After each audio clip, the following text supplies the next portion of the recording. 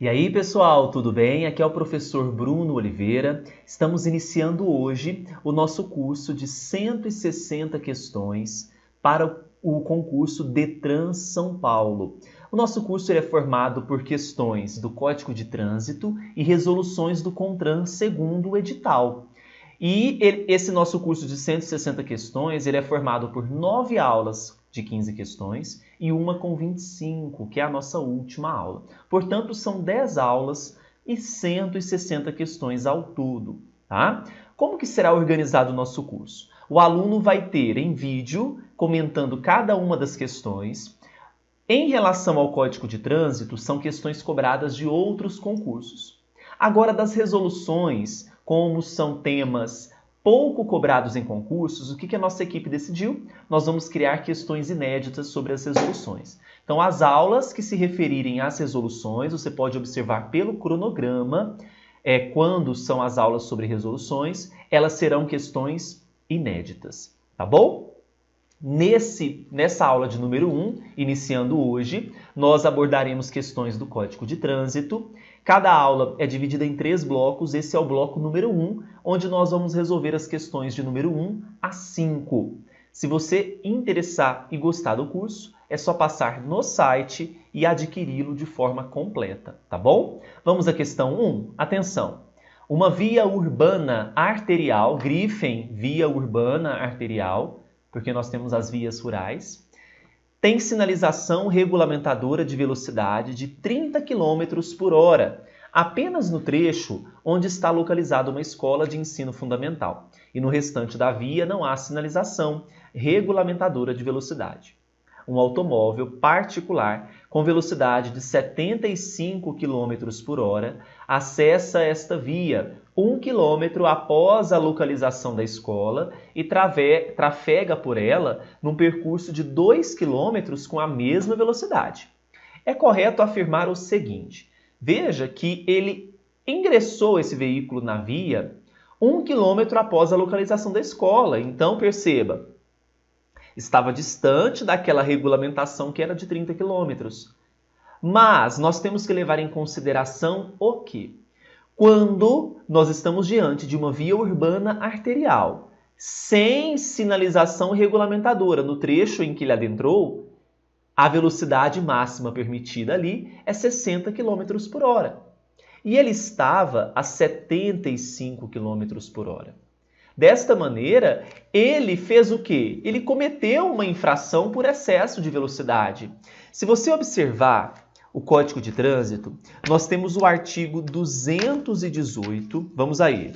Artigo 218, inciso número 2. Vejam só.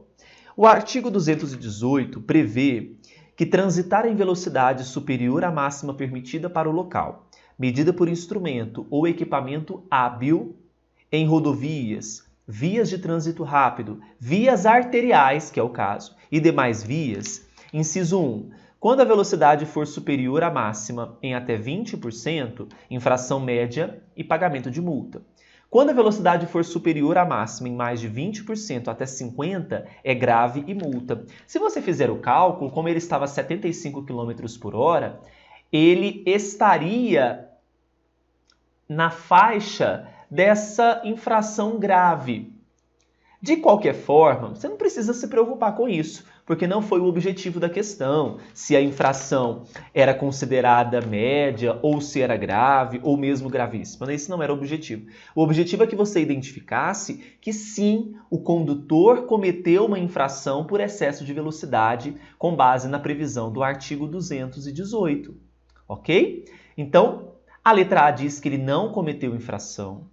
A B, onde não existe sinalização, a velocidade máxima permitida é de 80 km, no caso é uma via arterial, velocidade máxima 60.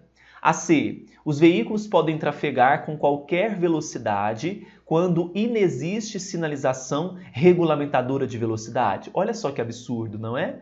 D, o condutor cometeu infração por excesso de velocidade. Perfeito. E letra I, De acordo com o Código de Trânsito, a velocidade deve ser entre 30 e 40 km ao longo de vias que têm estabelecimento de ensino. Não há essa previsão normativa. Então, a questão número 1 do nosso curso, gabarito letra D, e o artigo de referência é o 218. Certinho por enquanto? Vamos à questão 2.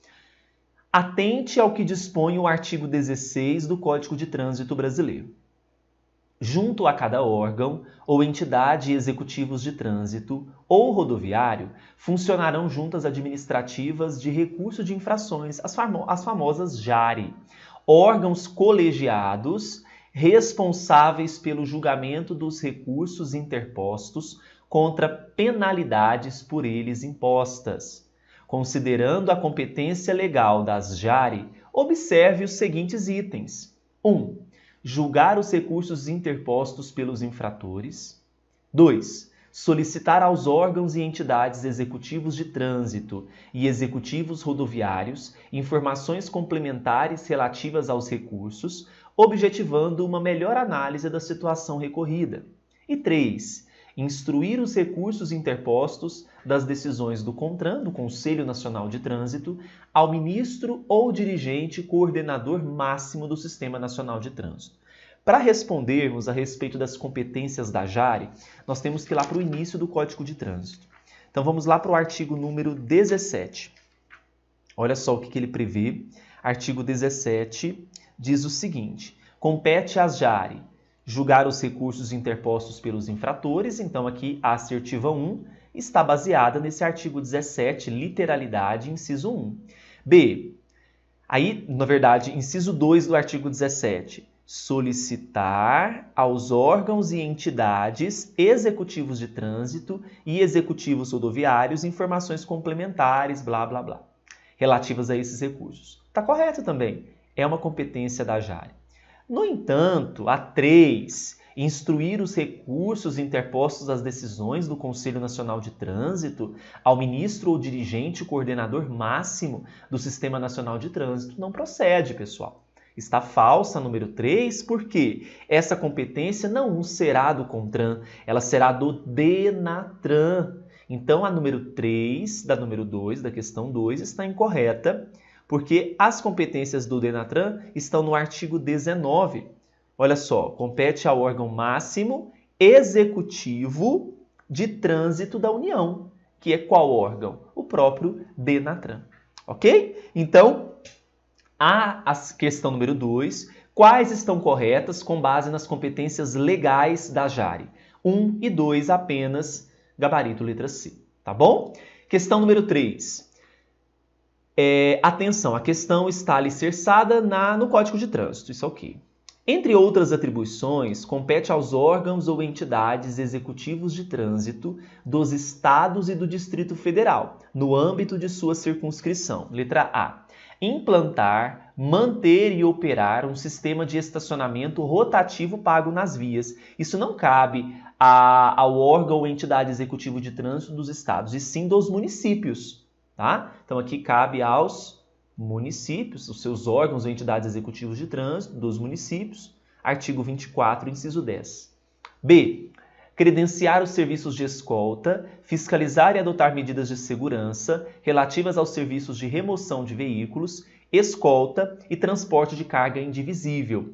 Aqui nós também temos uma competência que será compartilhada entre PRF, Polícia Rodoviária Federal, e também os órgãos e entidades de trânsito dos municípios. Respectivamente, temos o artigo 20, inciso 5, e o artigo 24, inciso 12.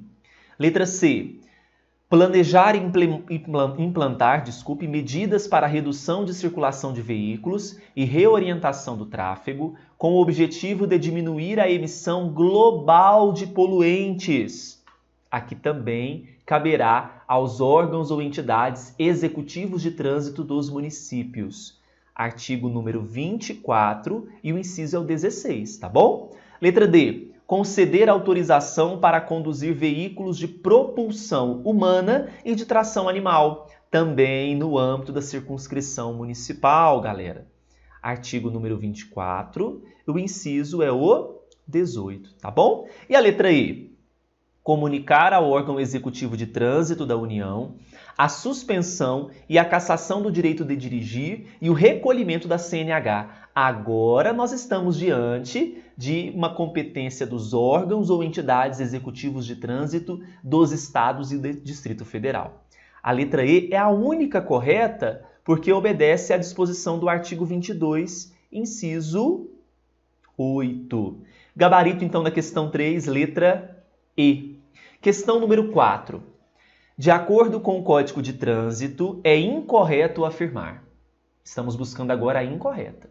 A. Somente poderá transitar pelas vias terrestres o veículo cujo peso e dimensões atenderem aos limites estabelecidos pelo Conselho Nacional de Trânsito. Perfeito. Temos isso no artigo 99. Confira lá. B. Nenhum proprietário ou responsável poderá, sem prévia autorização da autoridade competente, fazer ou ordenar que sejam feitas no veículo modificações de suas características de fábrica. E aí, certo ou errado? Claro que está correto, pessoal. Artigo 98 não pode realizar essas autorizações, essas alterações, sem prévia autorização da autoridade competente. C. Em nenhuma hipótese será tolerado o percentual sobre os limites de peso bruto total e peso bruto transmitido por eixo de veículos à superfície das vias, mesmo quando aferido por equipamento, na forma estabelecida pelo Conselho Nacional. Nenhuma hipótese? Vamos lá para o artigo 99, parágrafo 2º. Olha só o que prevê.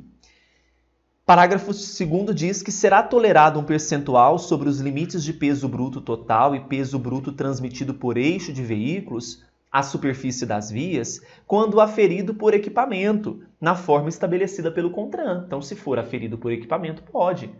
Então, está falsa a letra C, porque está dizendo que não é permitido. Artigo 99, parágrafo 2º. Letra D. Nenhum veículo ou combinação de veículos poderá transitar com lotação de passageiros, com peso bruto total ou com peso bruto total combinado com peso por eixo superior ao fixado pelo fabricante, nem ultrapassar a capacidade máxima de tração da unidade tratora. E aí, isso está compatível com a legislação? Está. Onde? No artigo número 100. Então, qual é a incorreta? Só a letra C, sem dúvida alguma. Questão número 5. E a última questão do primeiro bloquinho. Compete às juntas administrativas de recursos de infrações JARE julgar os recursos interpostos pelos infratores. Ok, isso nós sabemos. Julgar os recursos interpostos contra decisões das JARE é uma competência de quem? A. Detran. B. CEMOB. Letra C. Câmara Temática. D. CETRAN. Ou E. CETRAN com S. Bom, a competência para julgar os recursos interpostos das decisões da JARE, contra decisões da JARE, caberá ao Conselho Estadual de Trânsito, CETRAN. Onde que está isso, professor? Ah, claro que eu vou colocar para vocês. É o artigo 14, inciso 5, a linha A. Então, qual é o gabarito da questão 5? Sem dúvida, é a letra D. Então, estudem esses artigos. Veja que JARE foi bem cobrado aqui, não é? Bom, assim a gente fecha o primeiro bloquinho da nossa aula 1 e agora caminharemos para o bloco 2. Mas quem terá acesso é você que adquiriu o curso completo de questões. Um grande abraço, bons estudos e até mais. Tchau, tchau.